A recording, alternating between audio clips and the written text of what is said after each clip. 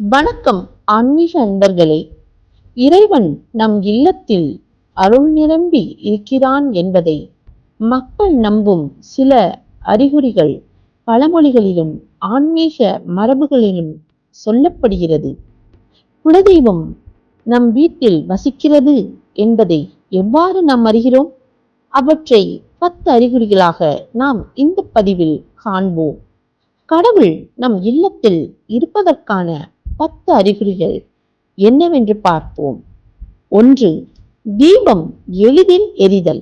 வீட்டில் விளக்கு ஏற்றினால் நீண்ட நேரம் பிரகாசமாக எரிந்தால் அது கடவுளின் அருள். 2. கோவில் மணி சங்கு ஒலி கேட்பது. சில சமயம் காரணமின்றி மணி ஒலி கேட்பது நல்ல சின்னமாகும். 3.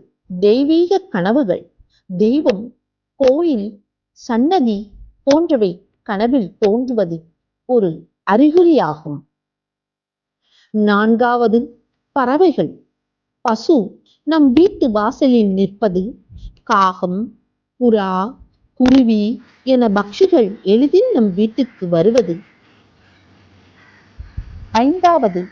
நறுமணம் பரவுதல். காரணமின்றி சந்தனம், பூ, குங்குமப்பூ வாசனை நாம் முகர்வது மிக மிக ஆச்சரியமான ஒரு விஷயமாகும். இது ஒரு நல்ல அறிகுறியாகும். 6. வீட்டில் பூச்செடிப்பு எப்போதும் புதிதாய் மலர்தல். பூக்கள் நம் செடியில் சோராமல் பசுமையாக இருப்பது. 7. குழந்தைகள் சிரிப்பும் ஆனந்தமும். குழந்தைகளின் சிரிப்பு, சுகமாக சிரித்து விளையாடுவது ஓர் நல்ல அறிகுறி ஆகும். 8. சாந்தம் நிறைந்த மனநிலை.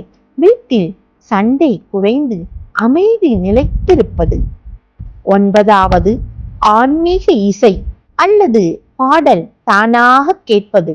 யாராவது இல்லத்தில் தியானம், பாடல் பாடுவது போல சத்தம் தோன்றுவது. 10. எப்போதும் நல்ல செய்திகள். வீட்டினருக்கு நல்ல செய்தி, நல்ல சந்திப்பு, நற்செய்தி வந்து கொண்டே இருப்பது.